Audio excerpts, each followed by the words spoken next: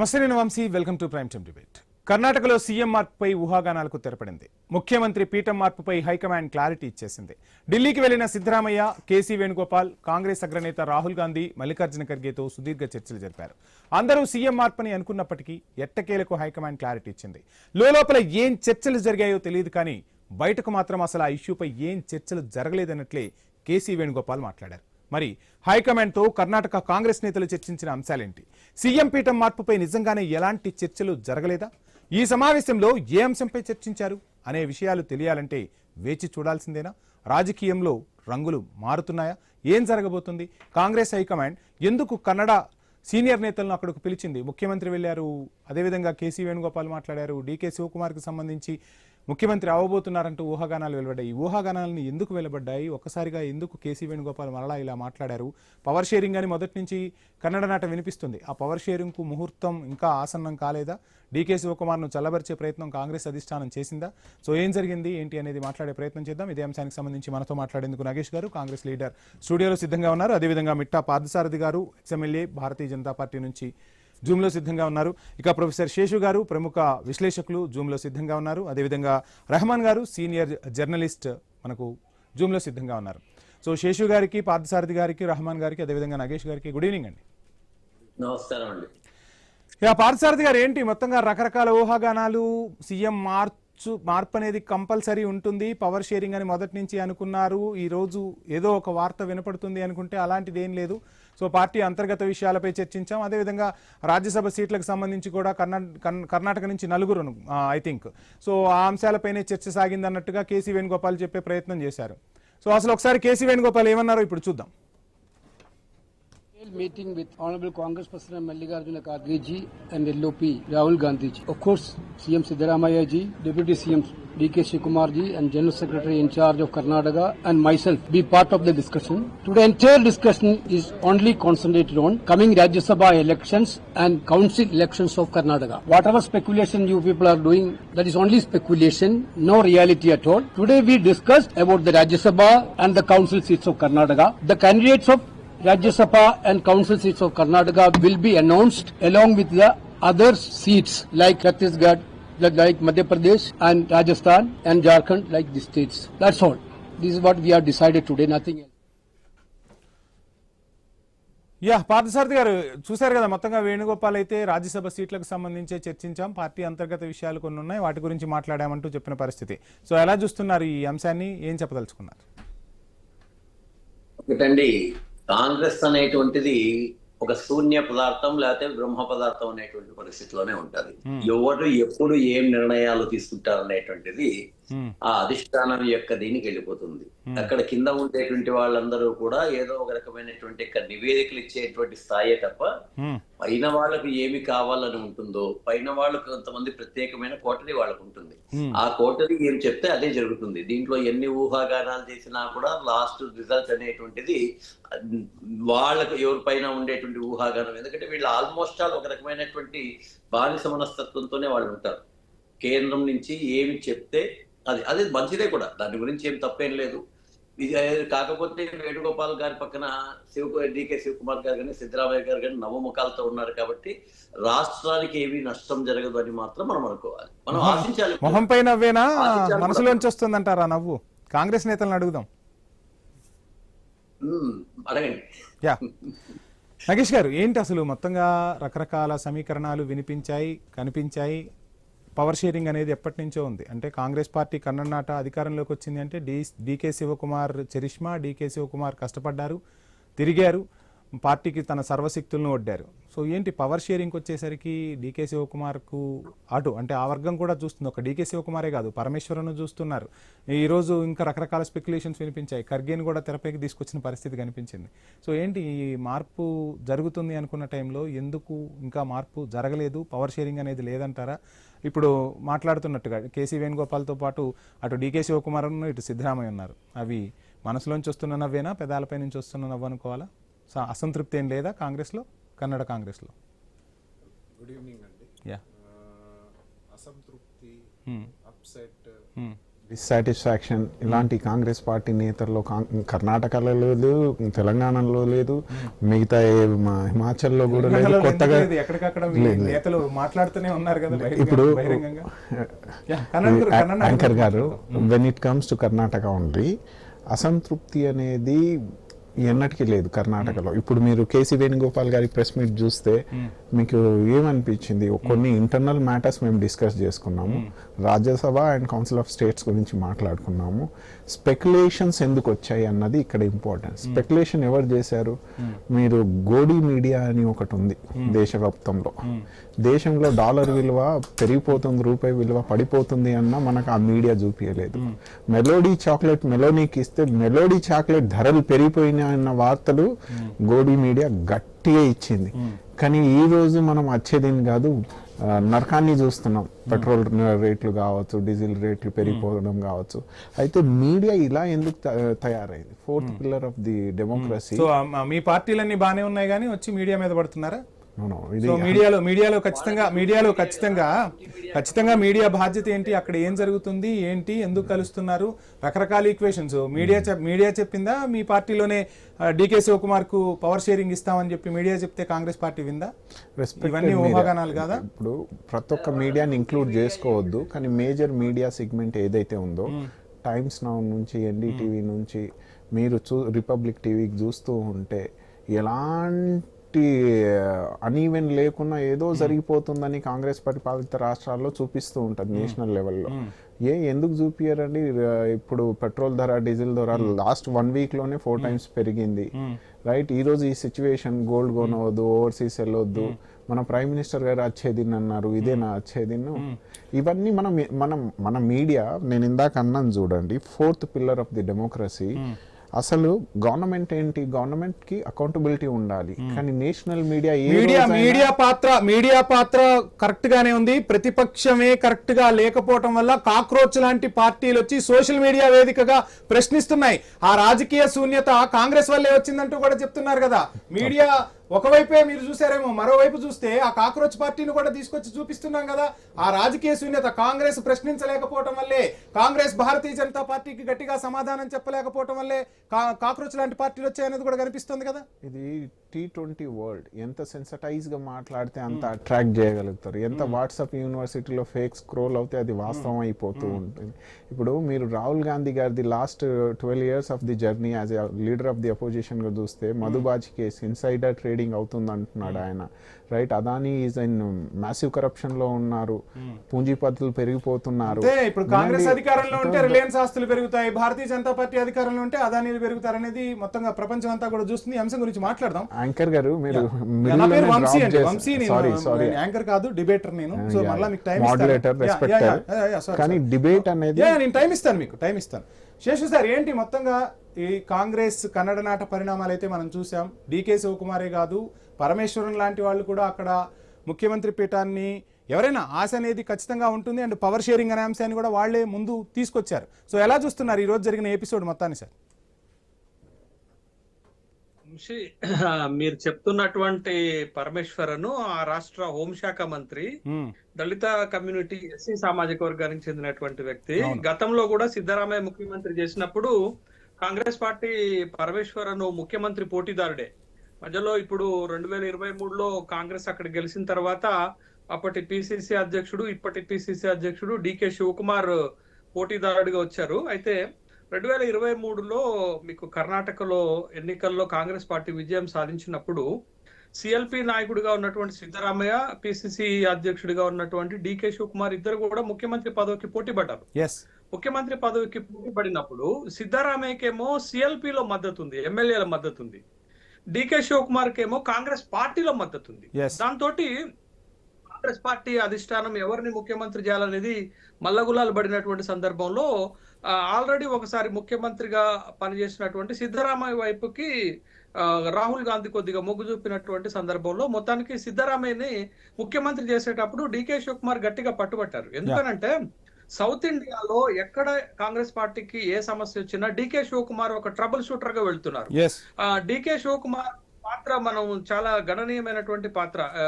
ఏ విషయంలోనైనా అటు ఆర్థిక పరమైన విషయాల్లో కానీ రాజకీయ పరమైనటువంటి విషయాల్లో కానీ ఏదైనా క్రైసిస్ వచ్చినప్పుడు దాని విషయంలో సాల్వ్ చేసే విషయంలో కానీ డికే శివకుమార్ పాత్ర కొద్దిగా స్ట్రెంగ్త్ గా ఉన్నది.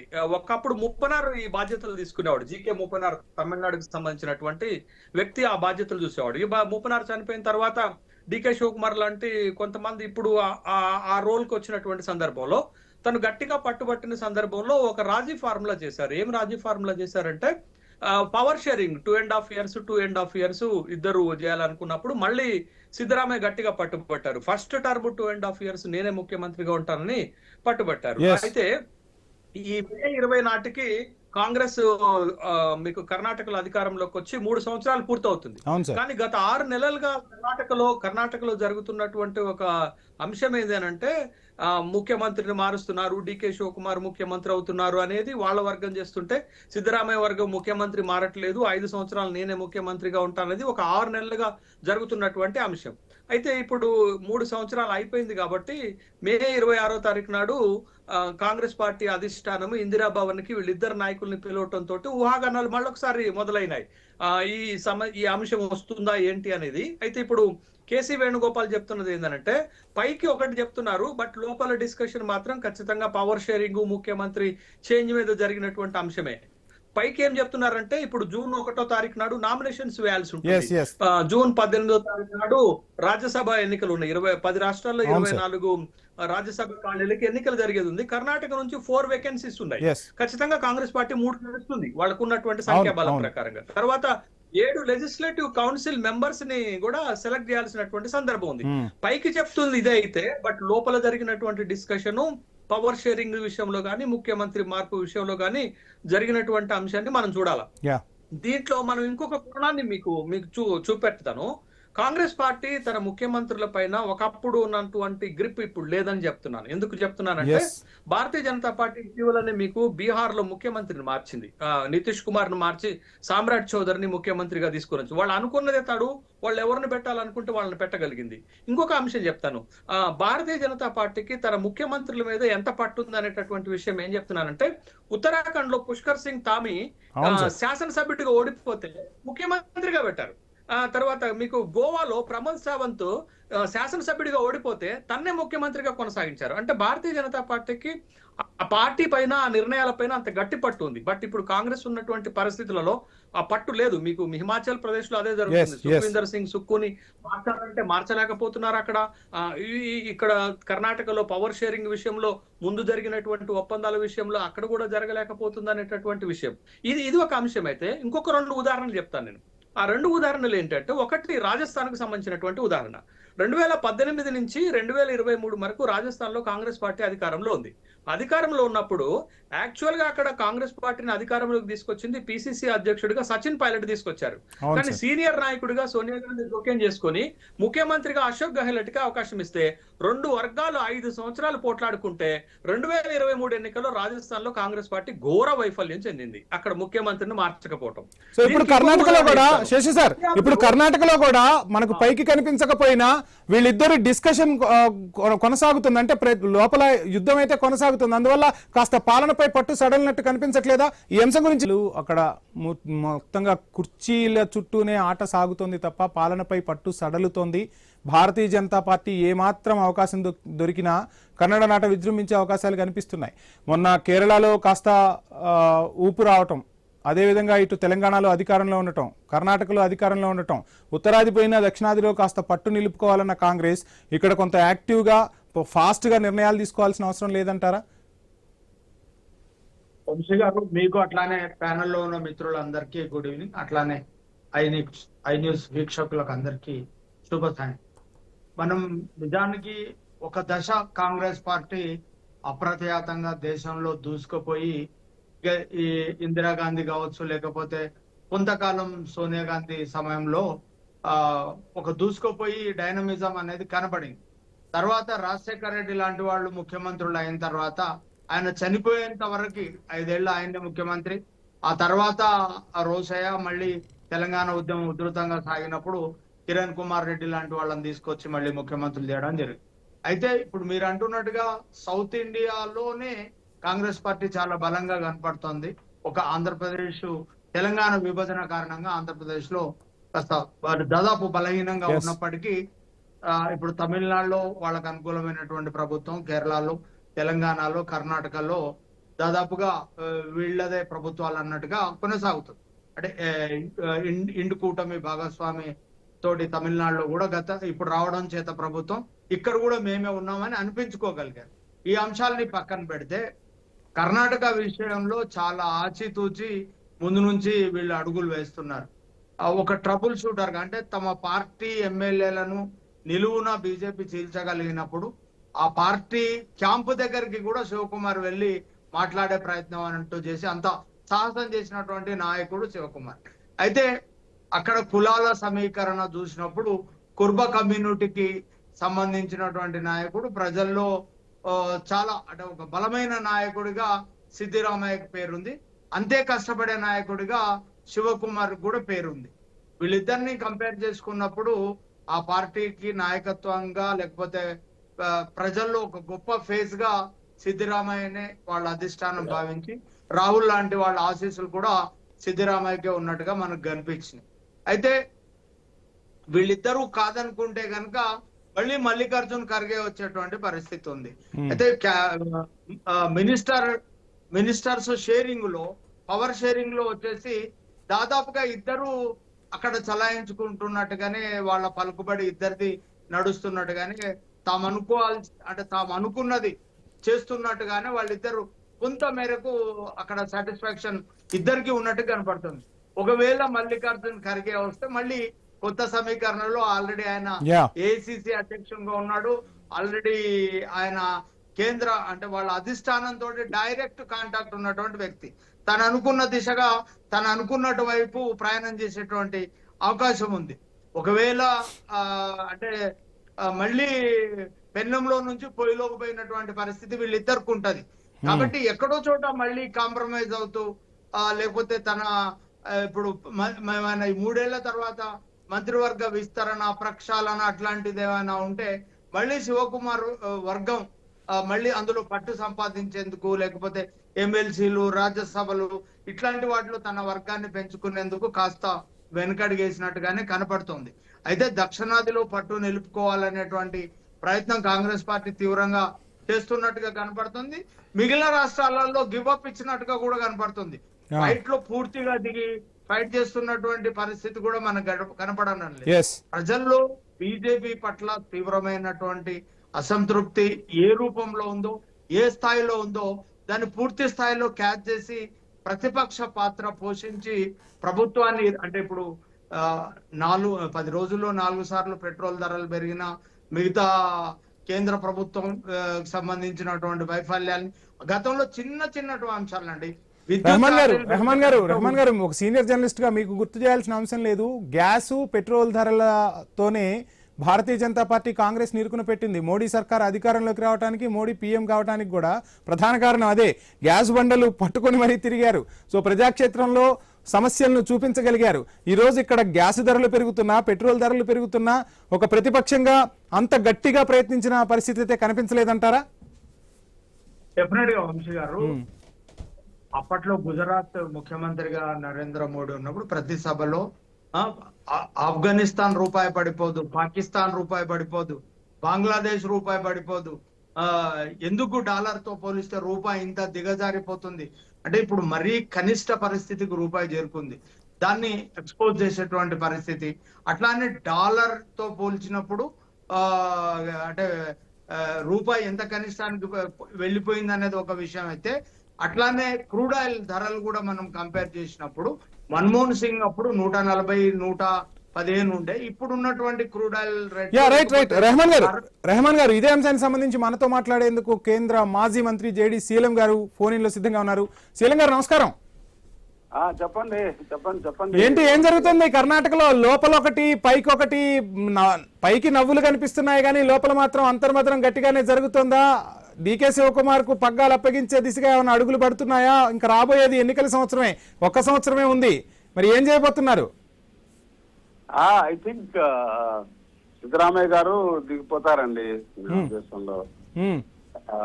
శివకుమార్ గారిది ఇంకొక గంట 2 గంటల్లో లేకపోతే రేపు పొద్దుగా తేలిపోతుంది. లేదు, మీ కేసీ వేణుగోపాల్ గారు చెప్పేశారు కదా, అటువంటిది ఏం లేదు, ఇదంతా టీ కప్పులో తుఫాను మీరు సృష్టిస్తున్నదే, సిద్ధరామయ్య కొనసాగుతారు, మేము మాట్లాడుకుంది ఓన్లీ రాజ్యసభ సీట్లకు సంబంధించి అని చెప్తున్నారుగా.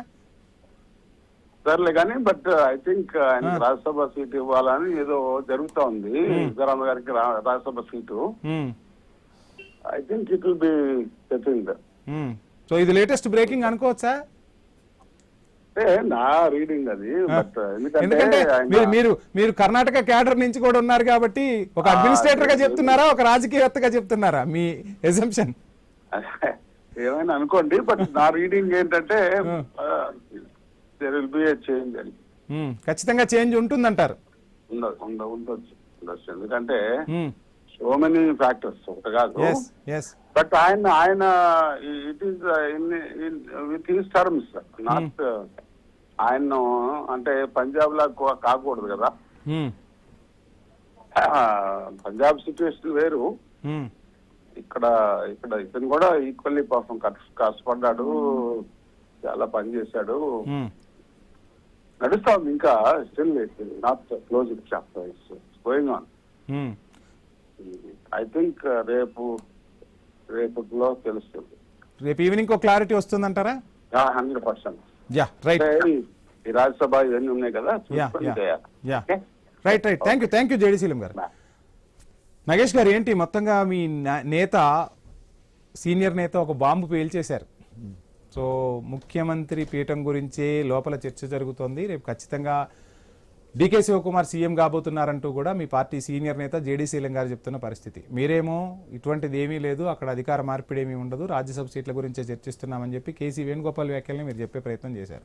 ఏంటి అసలు, అంటే మీ పార్టీలోనే ఈ లీకులని ఎలా చూడాలంటారు? అంటే ఏం చెప్పాలనుకుంటున్నారో స్పష్టంగా చెప్పలేకపోతున్నారా? వ్యూహాలు పనటంలో లేట్ అవుతుందా? లేదు, చెప్పాలన్నా, బహిరంగంగా చెప్పాలన్నా కానీ కాస్త ఆలోచించాల్సిన పరిస్థితులు కనిపిస్తున్నాయా? బీజేపీలోనేమో ముఖ్యమంత్రులకు సంబంధించి ఫటాఫటా నిర్ణయాలు తీసుకుంటే, మొన్న కేరళలో గెలిచిన తర్వాత కూడా చాలా రోజుల పాటు ప్రమాణ స్వీకారానికి ఆగాల్సిన పరిస్థితి ఏంటి? ఎందుకు ఇంత లేట్ ఎందుకు అవుతుంది? బీజేపీ లాగా ఫటాఫటా నిర్ణయాలు తీసుకుంటే నరేందర్ సరెండర్ అయినట్టు. ఎవరికి సరెండర్ అయ్యారు? ట్రంప్ గారికి మీరు ట్వీట్ చూడండి, ఐ లవ్ హిమ్. ఇవన్నీ ఎందుకు జరుగుతున్నాయంటే బైలేటరల్ ట్రేడ్ లో 50% టారిఫ్. సరే, అది పక్కన పెడితే వెన్ ఇట్ కమ్స్ టు మీరు అదే స్పెసిఫిక్ గా అడిగితే కేసీ వేణుగోపాల్ గారు అఫీషియల్ డ్యూటీ హోల్డర్. ఇందాక జేడీ శీలం గారు, ఐ రెస్పెక్ట్ హిమ్, వాళ్ళని చూసి మనం నేర్చుకోవాలి బడింగ్ పొలిటీషియన్ గా. కానీ అది ఆయన అబ్జర్వేషన్ చెప్పి ఉంటారు, there could be a change అని.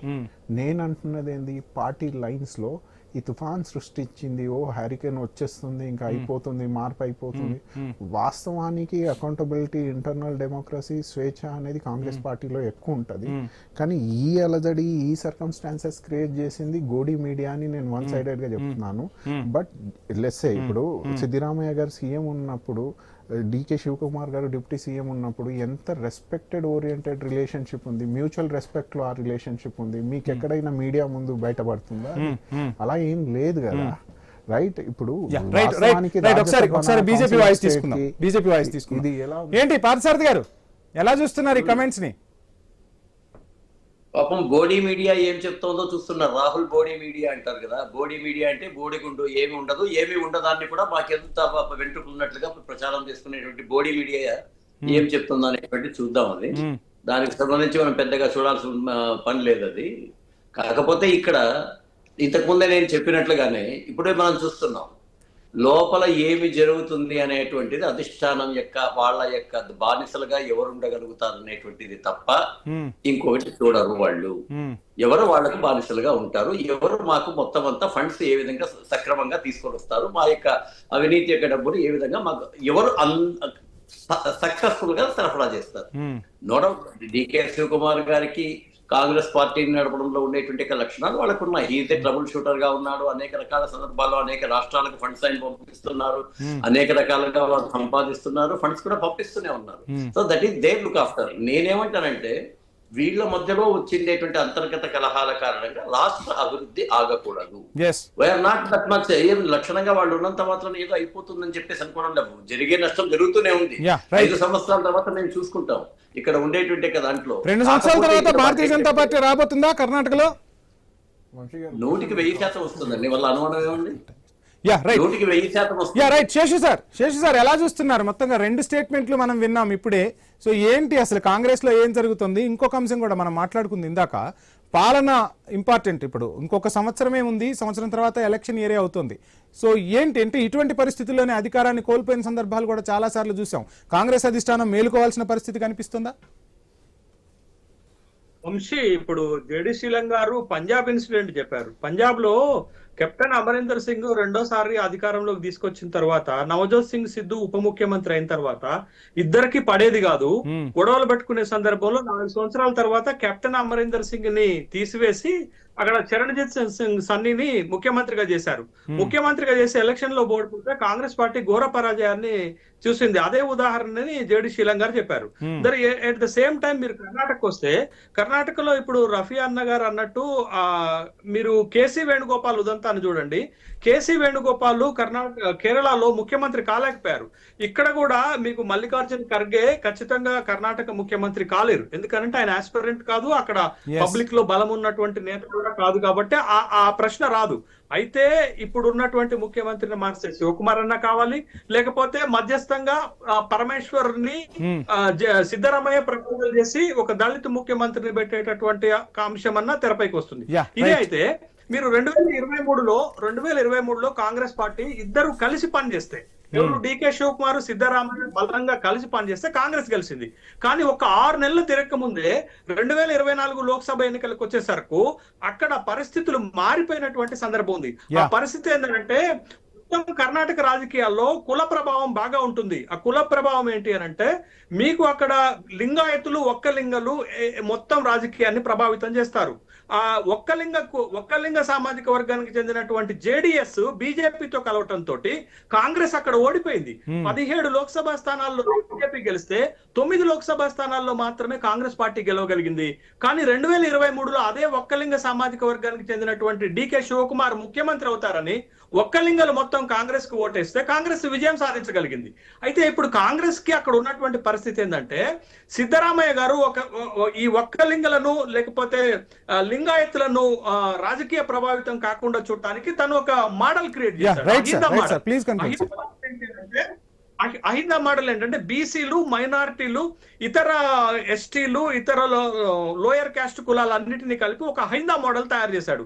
అదే ఇప్పుడు అతన్ని బలంగా కర్ణాటకలో నిలబెట్టినటువంటి సందర్భం ఉంది. కాబట్టి కర్ణాటకలో ఇప్పుడున్నటువంటి పరిస్థితి, వీళ్ళిద్దరూ కుమ్ములాటలు మరొకసారి ఉండటము, పాలన పైన ప్రభావం పడింది. బీజేపీ ఏ అంశాలతోటైతే ఓడిపోయిందో కాంగ్రెస్ పైన ఇవే ఆరోపణలు వస్తున్నాయి. 40% సర్కారా ఒక అవినీతి ఆరోపణ వస్తే బొమ్మాయి సర్కార్ ఓడిపోయింది. ఇప్పుడు ఈ సర్కార్ పై కూడా అవినీతి ఆరోపణలు వస్తున్నాయి. సిద్ధరామయ్య భార్య పైన వస్తున్నాయి, డీకే శివకుమార్ పైన వస్తున్నాయి. కాబట్టి కాంగ్రెస్ ఏ అంశాలతో అయితే గెలిచిందో బీజేపీకి అవే అస్త్రాలుగా మారాయి. కాబట్టి 2028 శాసనసభ ఎన్నికల్లో it may be I think like that Congress will going to be losing. Yeah right sir, చూద్దాం ఏం జరగబోతుంది, ఎటువంటి రాజకీయ పరిణామాలు జరగబోతున్నాయి, కాంగ్రెస్ పెద్దలు ఏం చేయబోతున్నారు, కాంగ్రెస్ వారం నుంచి రేపు మనం ఏం వినబోతున్నాం అనేది మాత్రం వేచి చూద్దాం. చర్చలో పాల్గొన్న నాగేష్ గారికి, అదేవిధంగా పార్థసారథి గారికి ధన్యవాదాలు. ఒక ఇంటర్నేషనల్ ఐటమ్ కి మనం వెళ్లే ప్రయత్నం చేద్దాం. ఇరాన్ సర్వనాశనం చేస్తామంటున్నాడు అటు డొనాల్డ్ ట్రంప్. ఈ అంశానికి సంబంధించి మనం శేషు గారితో, రెహమాన్ గారితో